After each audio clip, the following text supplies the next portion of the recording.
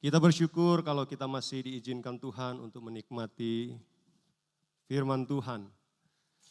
Firman Tuhan yang pada pagi hari ini saya berikan judul adalah Latihlah dirimu beribadah. Nah Bapak Ibu yang dikasihi oleh Tuhan, di gereja kita ini, kalau kita mengikuti setiap kegiatan-kegiatan ibadah yang dilakukan di tempat ini ada banyak. Baik itu ibadah raya, ibadah wada-wada, bahkan ibadah kemah secara onsite. Dan juga dilakukan kemah secara online. Itu sebabnya hari ini juga adalah hari di mana kemah online ya dimulai tahun 2021. Nah Bapak Ibu, tanpa disadari sebenarnya bahwa ibadah yang kita lakukan, ibadah yang kita ikuti, adalah ibadah-ibadah yang sesungguhnya melatih kita. Mengajarkan kita bagaimana supaya kita bisa terlatih di dalam kita beribadah kepada Tuhan. Dan ibadah yang kita lakukan tentu saja adalah ibadah yang sesuai dengan kehendak Tuhan.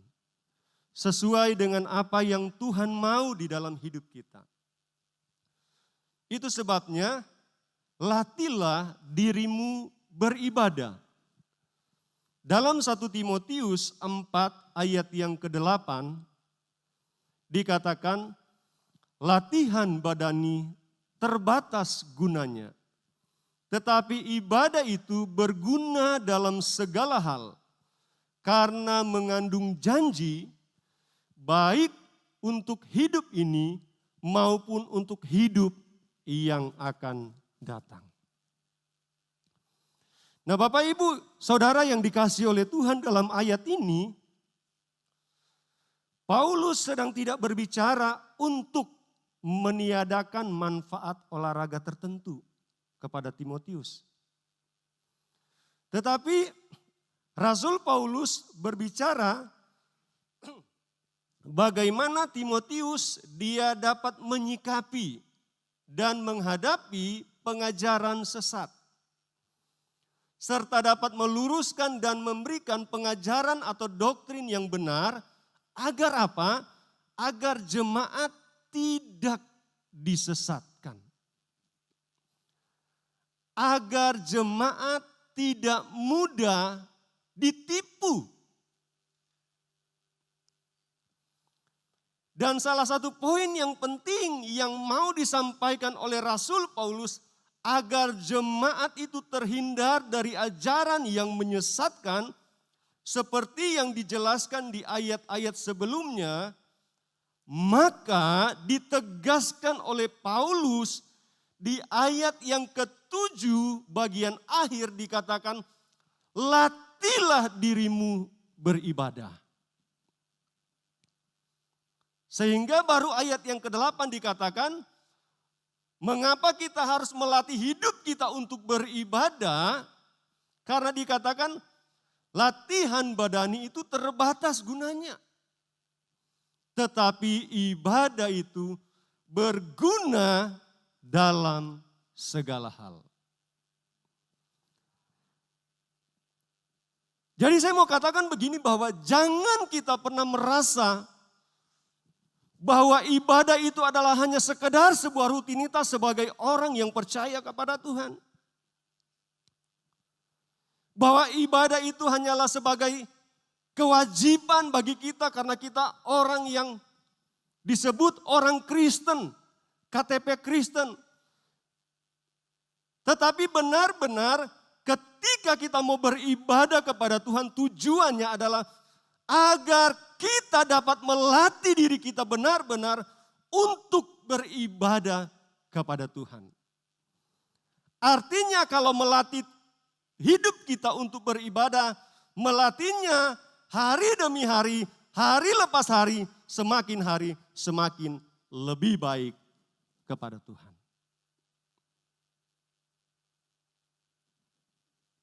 Nah Bapak Ibu Saudara yang dikasihi oleh Tuhan, pertanyaannya, mengapa ibadah itu jauh lebih dari latihan badani?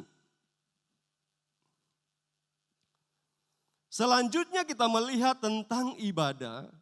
Paulus berkata, poin pertama yang saya berikan di sini adalah berguna dalam segala hal.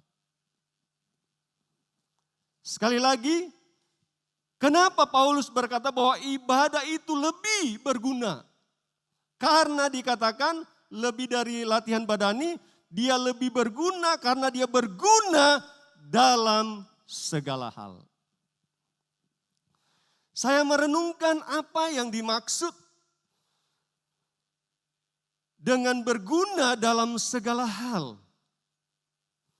Nah Bapak Ibu yang dikasihi oleh Tuhan, kalau berbicara dalam segala hal dalam konteks ini, tentu saja ini tidak terlepas dari apa yang namanya berguna untuk tubuh kita.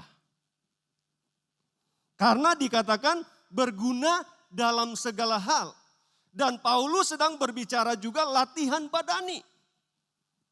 Dan ketika dia berbicara tentang ibadah yang berguna dalam segala hal, maka berguna itu termasuk berguna untuk tubuh kita. Yaitu berguna untuk kesehatan fisik kita. Sekarang pertanyaannya, orang dia melakukan latihan badani, latihan fisik tujuannya apa? Tentu saja selain dia menjadi mahir, ya, selain dia bisa menjadi pinter dalam keahliannya, tujuannya juga supaya dia selalu siap, dia selalu sedia atau fisiknya itu selalu terjaga.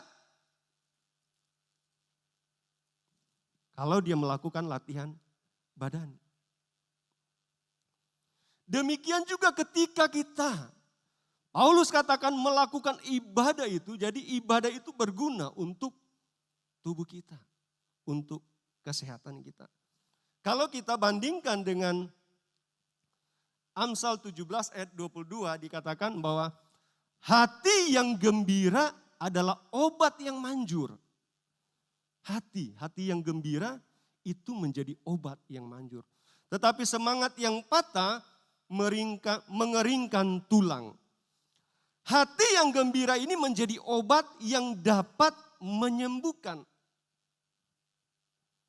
Artinya kesehatan fisik dapat dipengaruhi oleh hati kita.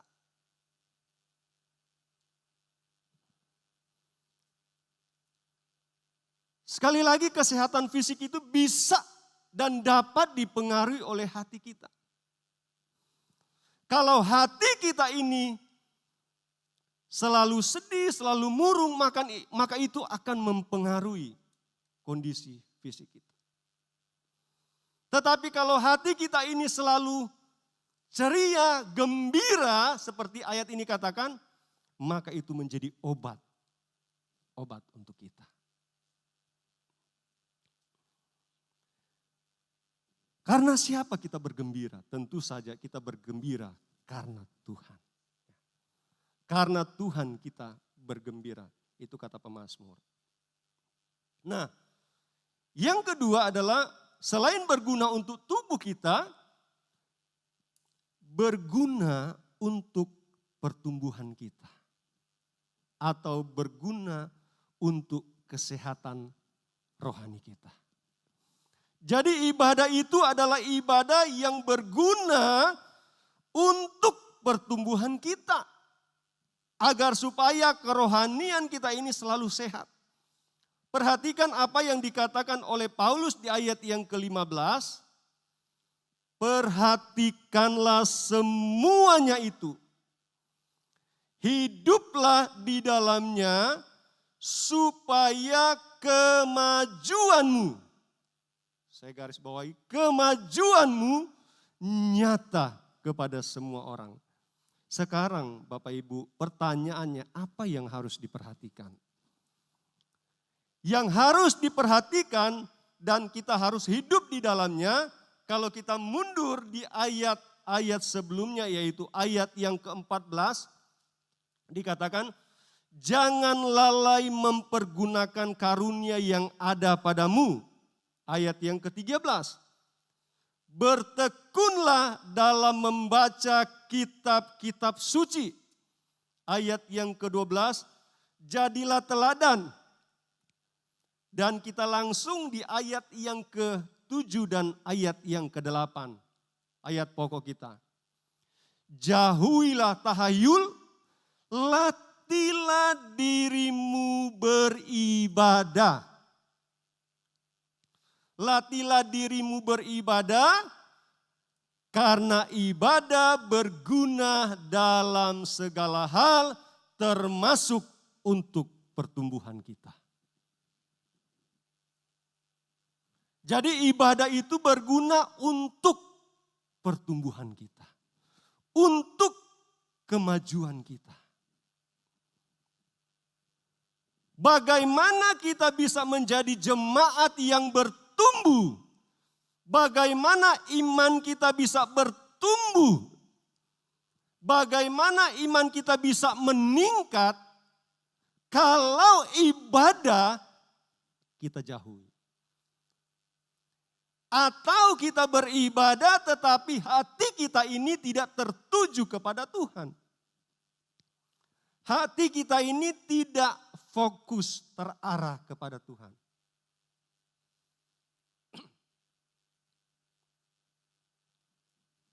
Biarlah setiap kali kita beribadah kepada Tuhan, hati kita ini selalu tertuju kepada Tuhan. Amin. Kita menikmati, kita memperhatikan baik itu firman Allah yang disampaikan. Tadi kan sudah dikatakan, membaca kitab suci.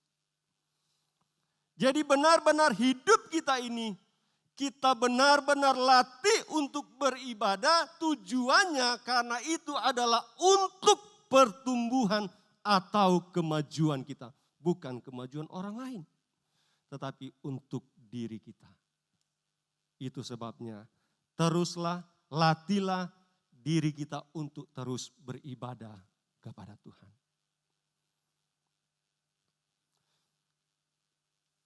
Tentang ibadah yang kedua adalah ibadah dia mengandung janji.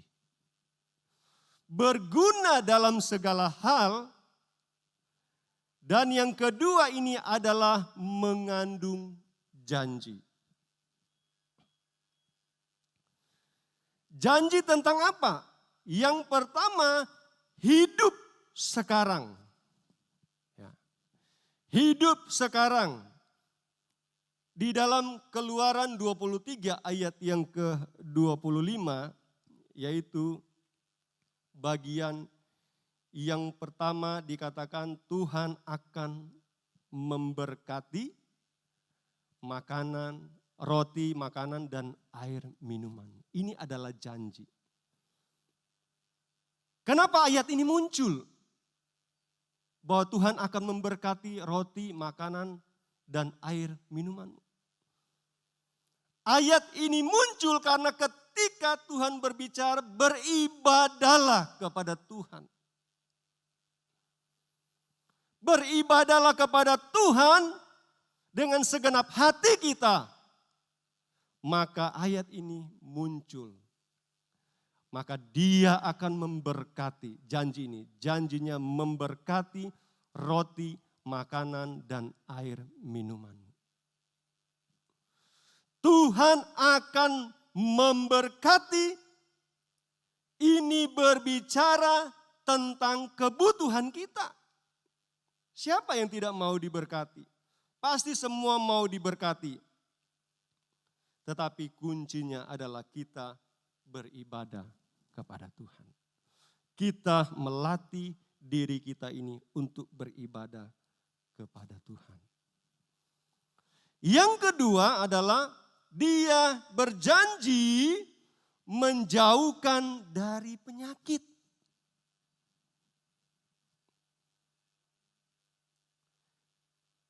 Selain memberkati roti, makanan dan air minuman, dia berjanji dia juga akan menjauhkan dari penyakit. Saya percaya masih ada banyak janji-janji yang akan diberikan oleh Tuhan kepada kita. Dan yang kedua adalah hidup yang akan datang. Bagian yang ke B. Hidup yang akan datang ini bisa dikatakan sampai kepada kekekalan. Nah, Bapak Ibu Saudara yang dikasihi oleh Tuhan, kalau saja kita dapat melihat bahwa betapa hebat dan betapa dahsyatnya kehidupan yang akan datang, maka besar kemungkinan cara hidup kita akan sangat berubah. Allah telah mempersiapkan kehidupan yang akan datang bagi kita orang yang percaya. Yaitu kehidupan yang keindahannya tidak dapat terbayangkan oleh kita sekarang. Bahkan tidak dapat dibandingkan oleh kehidupan yang ada di dunia ini. Yang Tuhan telah persiapkan bagi kita. Keadaannya sangat jauh berbeda dari bumi yang dimana kita tinggal sekarang. Bandingkan di dalam Yohanes 14 ayat 1 sampai ayat yang ketiga. Yesus berkata, "Aku pergi dan aku menyediakan tempat bagimu." Demikian juga Paulus berkata di dalam 2 Korintus 5 ayat 1 dan ayat yang kedua. Di mana di tempat Allah telah sediakan bagi kita, di sanalah kita akan berdiam.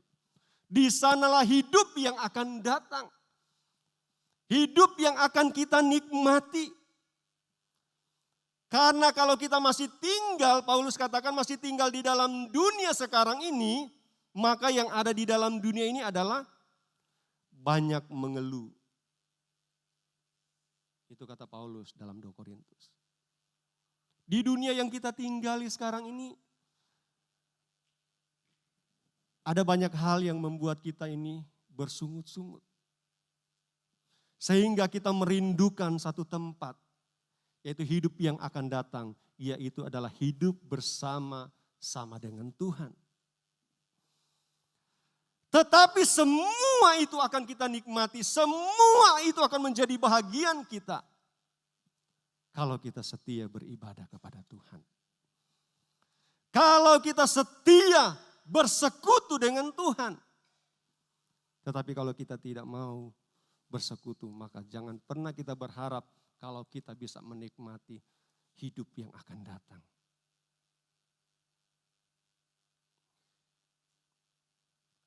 Yang ketiga adalah tentang ibadah. Di dalam ibadah kita menerima pengajaran yang benar. Di dalam kita beribadah kita menerima pengajaran yang benar. Di dalam 1 Timotius 6 ayat 3 dan ayat yang keempat, di mana Paulus berkata di sana bahwa jika ada orang yang mengajarkan, saya baca ayatnya, jika seorang mengajarkan ajaran lain dan tidak menurut perkataan sehat, yakni perkataan Tuhan kita Yesus Kristus, dan tidak menurut ajaran yang sesuai dengan ibadah kita, maka ayat selanjutnya, ia adalah seorang yang berlagak tahu, padahal tidak tahu apa-apa. Penyakitnya ialah mencari-cari soal dan bersilat kata yang menyebabkan dengki, cedera, fitnah, curiga, dan seterusnya. Jadi di dalam ibadah kita itu ada pengajaran yang benar. Pengajaran yang benar itu apa? Yaitu dikatakan oleh Paulus adalah perkataan Tuhan kita, Yesus Kristus. Itu adalah pengajaran yang benar. Ketika kita beribadah kepada Tuhan, ada perkataan-perkataan Tuhan yang disampaikan melalui gembala, melalui staf gembala, bahkan melalui pengerja. Ketika firman Allah itu disampaikan, kebenaran itu disampaikan, maka itu adalah perkataan Tuhan yang diberikan kepada kita. Dan ketika kita beribadah, pengajaran itulah yang kita dapatkan. Pengajaran yang benar. Kalau di luar perkataan Tuhan, di luar kebenaran, maka jelas sekali oleh Paulus, ia adalah orang yang punya penyakit, dikatakan. Penyakitnya apa? Mencari-cari soal bersilat kata yang hanya menyebabkan itu cedera, fitnah, curiga, hal-hal yang negatif, hal-hal yang tidak baik, hal-hal yang hanya merusak kalau di luar perkataan Tuhan. Itu sebabnya Bapak Ibu Saudara yang dikasihi oleh Tuhan. Untuk menghindarkan kita dari ajaran-ajaran yang tidak benar, ajaran-ajaran yang sesat, ajaran-ajaran yang menyimpang, maka latihlah diri kita untuk beribadah. Amin. Teruslah kita beribadah. Jangan biarkan waktu-waktu, kesempatan-kesempatan kita buang untuk tidak beribadah kepada Tuhan. Tetapi selagi masih ada kesempatan, selagi masih ada waktu, biarlah kita membawa hidup kita ini untuk terus beribadah kepada Tuhan. Apalagi hari-hari ini dengan kondisi-kondisi yang terjadi saat ini. Semakin membuat kita ini banyak kali menjauh dari Tuhan. Banyak kali kita meninggalkan persekutuan dengan Tuhan. Karena keadaan, karena kondisi. Tetapi biarlah kita terus sekalipun keadaan sulit, kita mau terus beribadah kepada Tuhan. Amin. Kita mau melakukan ibadah kepada Tuhan. Sehebat apapun tantangan, karena kita tidak mau disesatkan, kita tidak mau mendapatkan pengajaran-pengajaran yang salah. Kita mau latih terus, kita beribadah kepada Tuhan. Artinya dalam ibadah kita yang benar, maka kita akan menerima pengajaran yang benar. Sehingga kita tidak mudah disesatkan oleh pengajaran yang salah. Inilah yang dirindukan oleh Rasul Paulus kepada jemaat-jemaat yang dilayaninya melalui Timotius. Dan ini juga adalah kerinduan gembala, terutama gembala agung kita, Yesus Kristus. Kita tidak disesatkan, kita tidak mudah disesatkan. Namun Bapak Ibu Saudara yang dikasihi oleh Tuhan, sayang persoalannya adalah bagaimana kita bisa menerima pengajaran yang benar. Kalau seperti yang saya katakan, ibadah saja kita tidak lakukan. Atau kita malas beribadah. Apalagi kita menganggapnya sebagai biasa-biasa saja. Bahkan yang jauh lebih berbahaya lagi, ketika kita menerima pengajaran yang salah dari orang-orang yang memang tidak suka beribadah. Lalu dia memakai Alkitab untuk mendukung alasannya. Sehingga kita disesatkan. Di rumah saja. Nggak usah ke gereja. Nggak usah ikutin live streaming.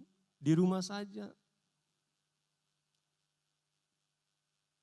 Itu sangat berbahaya buat kemajuan kita. Buat pertumbuhan kita. Bagaimana kita bisa memelatih? Karena berbicara tentang melatih diri kita untuk beribadah itu tidak hanya sekali, Tidak hanya 2 kali, tetapi terus menerus. Dia terus melatih dirinya untuk harus beribadah. Tidak ada waktu tanpa berlatih untuk beribadah. Yang keempat tentang ibadah adalah dilakukan karena Tuhan. Amin. Kita lakukan ibadah karena Tuhan. Bukan karena gereja, bukan karena hamba-hamba Tuhan, bukan karena manusia, bukan karena orang yang kita sanjung-sanjung. Tetapi kita melatih tubuh kita melatih diri kita, hidup kita beribadah karena kita lakukan untuk Tuhan. Karena Tuhan. Dalam 1 Korintus 15 ayat 58 bagian B, sebab kamu tahu bahwa dalam persekutuanmu, persekutuan dengan Tuhan, jerih payamu tidak sia-sia. Kita beribadah, kita datang di tempat ini, kita ikuti melalui live streaming, kita beribadah kepada Tuhan, bukan karena manusia. Tetapi kita lakukan karena kita mengasihi Tuhan. Kalau kita lakukan karena manusia, maka kita akan banyak dikecewakan. Kita akan banyak tersakiti. Tetapi kalau kita melakukan karena Tuhan, tujuannya karena Tuhan, maka jaminannya, anugerahnya, kasih karunia akan terus dilimpahkan atas hidup kita. Itu sebabnya jangan pernah kita menjauhi ibadah. Seperti kata Ibrani. Jangan kita menjauhkan diri dari pertemuan-pertemuan ibadah. Tetapi biarlah kita terus mendekatkan diri kita ini kepada Tuhan. Karena apa? Kita mengasihi Tuhan. Kita lakukan karena Tuhan. Ibadah yang dilakukan karena Tuhan mendatangkan hasil bagi kita. Hasilnya apa? Itu sebabnya dikatakan bahwa jerih payamu tidak sia-sia. Jadi tidak akan pernah sia-sia ketika kita beribadah kepada Tuhan. Waktu-waktu yang kita isi dengan ibadah kita kepada Tuhan, semua itu tidak akan terbuang dengan percuma. Semua tidak akan terbuang dengan sia-sia. Itu akan dikembalikan kepada kita. Ada kasih karunia Allah yang akan dikembalikan kepada kita ketika kita menggunakan waktu-waktu kita ini untuk terus bersekutu dengan Tuhan, beribadah kepada Tuhan.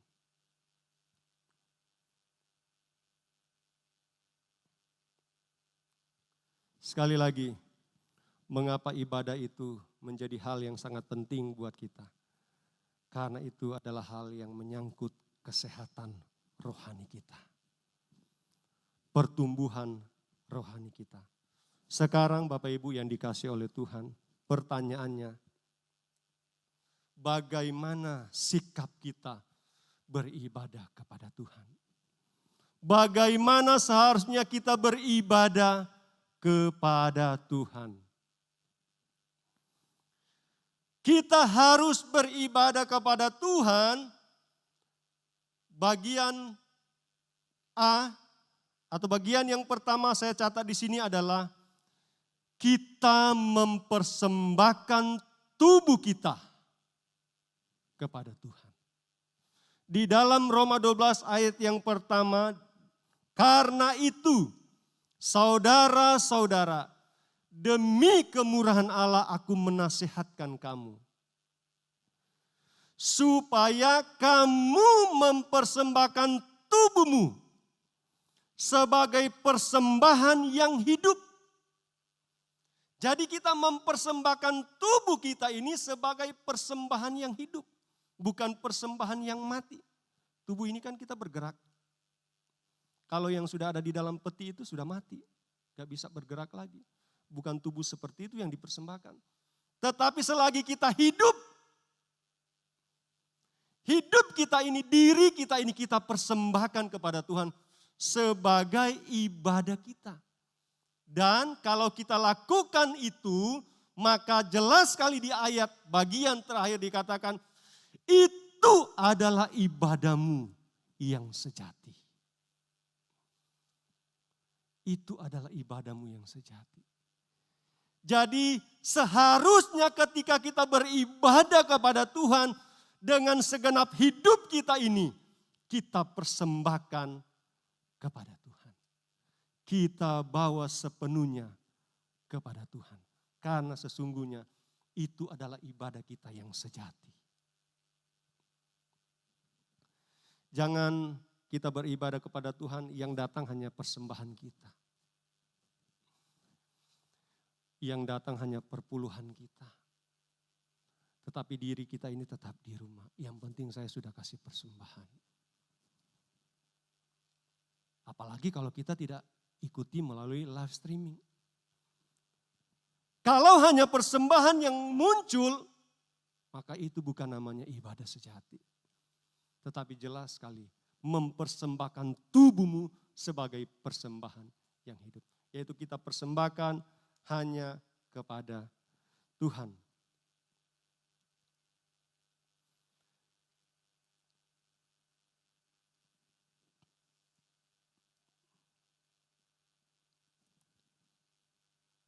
Dan yang ke B, bagian yang kedua, bagaimana kita beribadah kepada Tuhan, yaitu kita harus memiliki komitmen. Komitmen. Ini berhubungan dengan kita berlatih, melatih.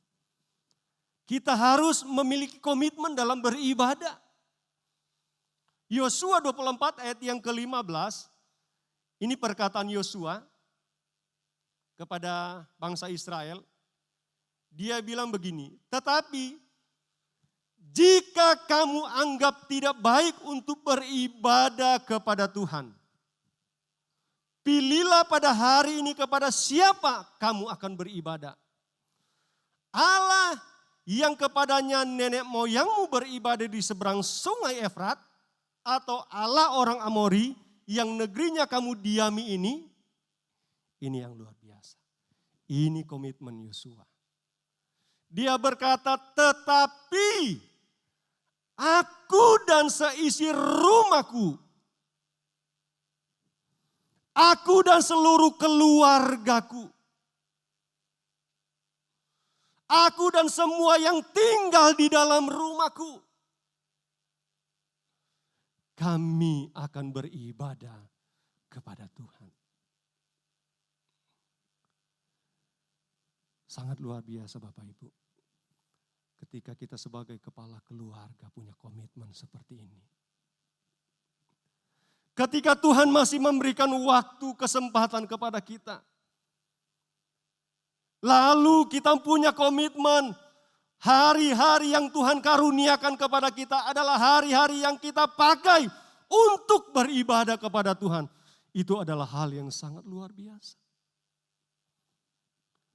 Dan saya percaya ketika kita lakukan hal ini, maka Dia adalah Allah yang tidak akan pernah membiarkan kita. Dia adalah Allah yang tidak akan pernah menutup matanya.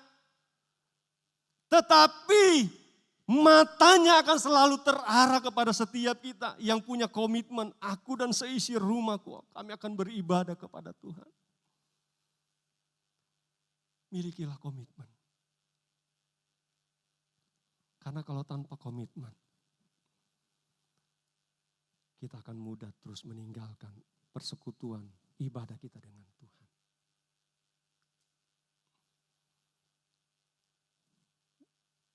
Dan yang ketiga,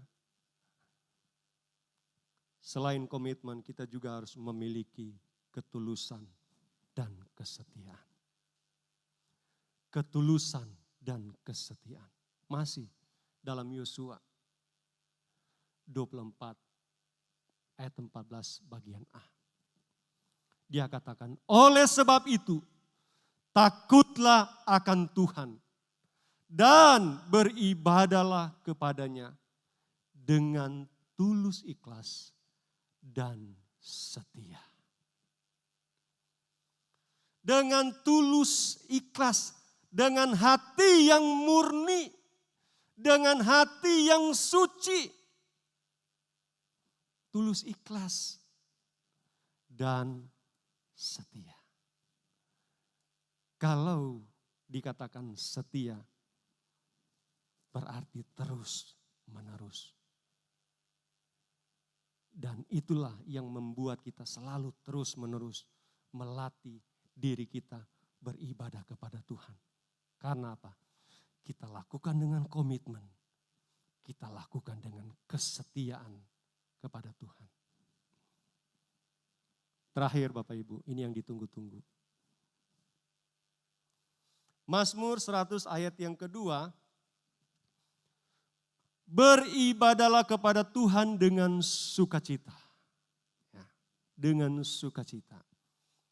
Datanglah ke hadapannya dengan sorak-sorai. Amin. Beribadahlah kepada Tuhan dengan sukacita. Ya, dengan hati yang bersukacita. Tidak ada paksaan. Tidak ada tekanan, tidak ada beban ketika kita datang kepada Tuhan. Tetapi benar-benar dengan hati yang bersukacita.